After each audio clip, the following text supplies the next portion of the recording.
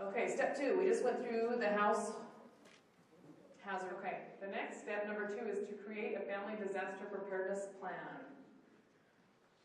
This is where the kids come in.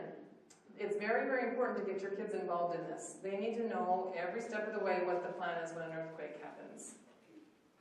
Okay, so we're going to plan now to be safe during the quake, and this would make a wonderful family meeting, by the way, to plan all this out. Practice drop, cover, and hold, and we'll get to that in a minute, with your family in your home, in different areas of your home. Walk through your home and find out if the earthquake happened while you were standing or sitting in that room, where would you go? In every area of your home, or your business if you're away from home during the day. Learn how to protect yourself no matter where you are when an earthquake strikes. If you were in, say, Sam's Club, that's a problem, isn't it? They have things clear up to the ceiling. If it was me, I would get under one of the shelves, because things are going to come toppling off from above. They're not going to fall straight down. They'll fall off because they shift. In an earthquake, the movement isn't so much like this, it's more like this, back and forth. Walmart is actually participating in this earthquake drill on the 15th, and I might just have to be over there at 10:15 to see what's going on and what they're going to do to see. That might be fun. Yeah.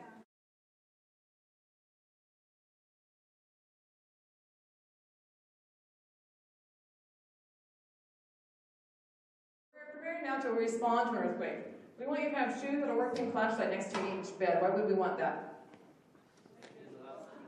So the kids will have something to play with? No? That is a problem. You tie it to the bed. Perfect.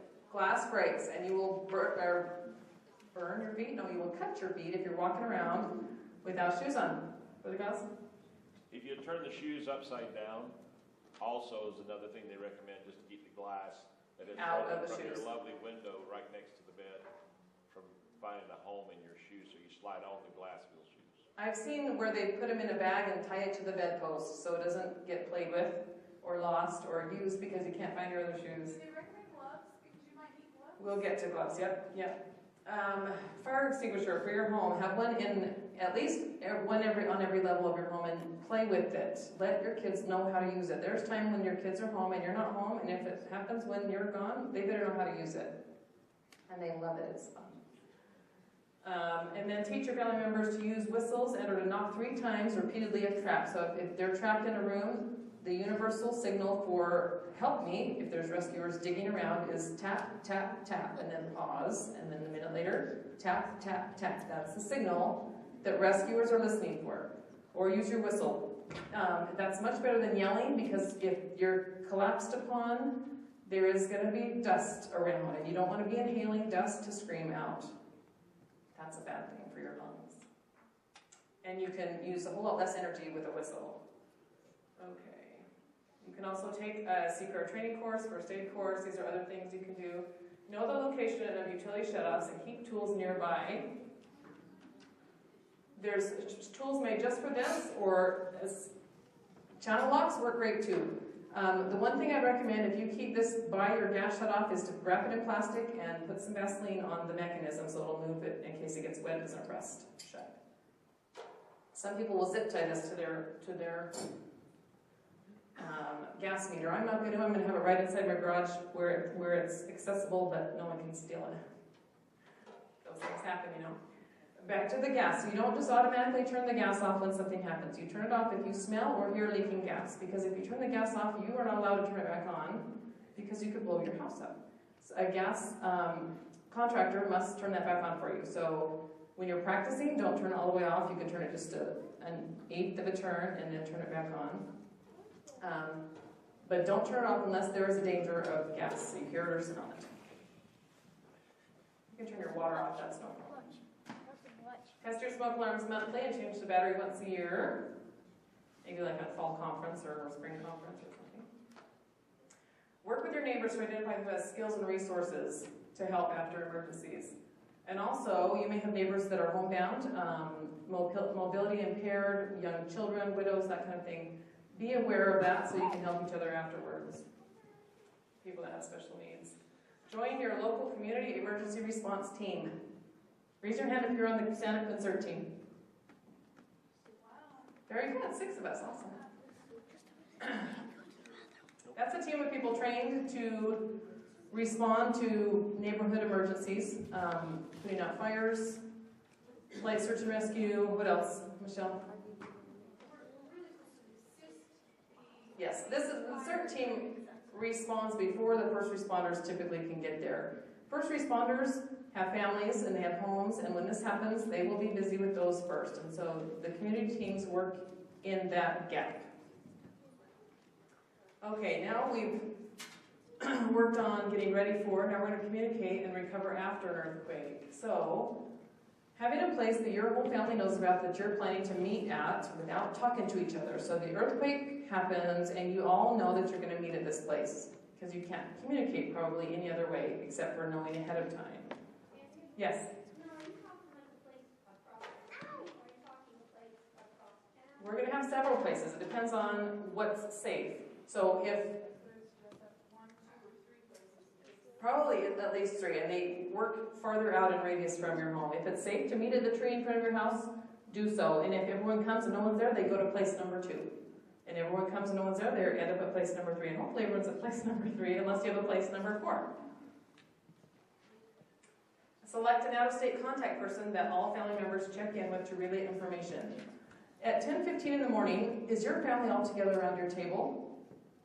No, you may be 50 miles away, or 20 miles away, or 15 miles away. My kids go to school in Spanish Fork at ALA, and there's 15 freeway structures between here and there, any one of which could go down and impede my progress to go collect my children. So the out-of-state contact is very important because phone calls will get through out of state where local calls will be gridlocked. You can also get texts easier out than regular phone calls. So you pick somebody, a relative or someone that everyone knows about, and they're the relay person. So I would call my sister Marnell in Rhode Island and report my status and my location. Each of my family members would do the same thing. Marnell can then relay to me, or each subsequent person that calls, how everyone else is doing. And I don't have to worry that they're not okay. They'll call from school and say, we're fine, hanging out at school till you come to get us, and all that information can be relayed. Any questions about that? Okay.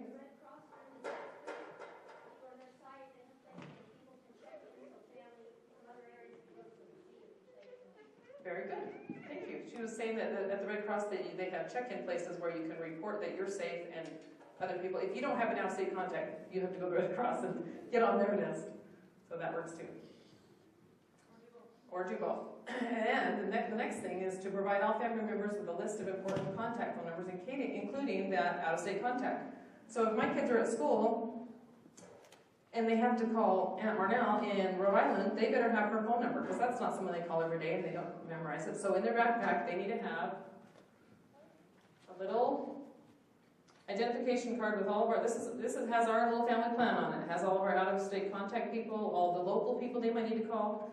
In an emergency, your brain goes to mush, just so you know, and you can't think of what your home number is. So having it written down is an important thing.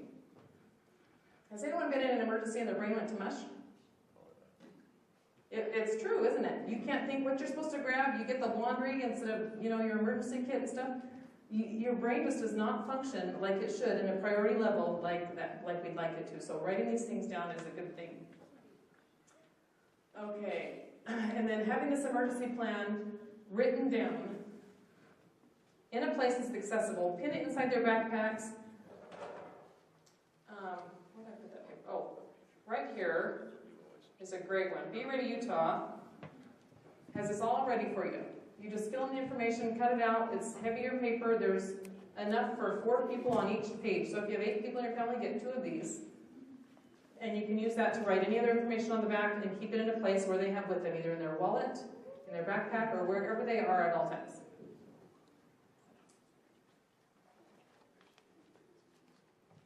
Okay. Now, what if your house is not occupiable? What if it collapses? Do you have an alternative place? Do you have friends or family? Do you have other options? If you have to, you have a tent. I thought that was a cute picture. I didn't think anybody had that, but I thought it was a cute picture. You can live in your little VW bug. So have a plan for that, whether it's a neighbor or a relative in a nearby town.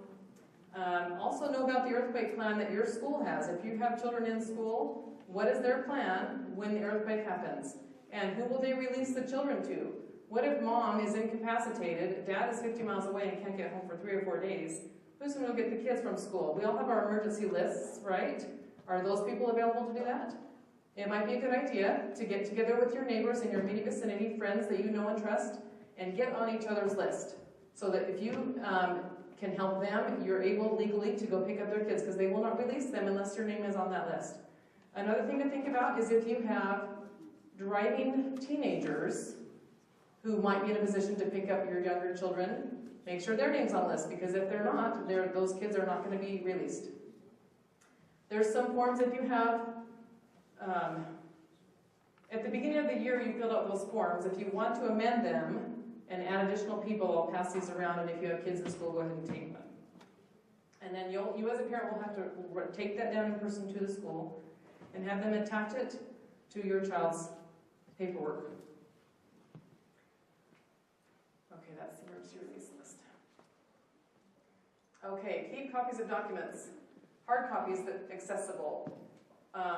They don't have to be the actual policy, but just so you know the numbers of your insurance policies, copies of your birth certificates, social security cards, financial bank information, easy to get to. This is how ours is in this cute little red file, and it's red on purpose, so I can grab it and go when it's time. And this bag, just so you know, is the cutest bags at IKEA. They have the neatest little bags. I thought that was so cute. Color coded. Okay. There you go. Have drills with your family. Practice your plan and share your plan with people who take care of your children, homes, or pets. If you have kids go to daycare, if you have family around, let them know what the plan is so they know what will happen.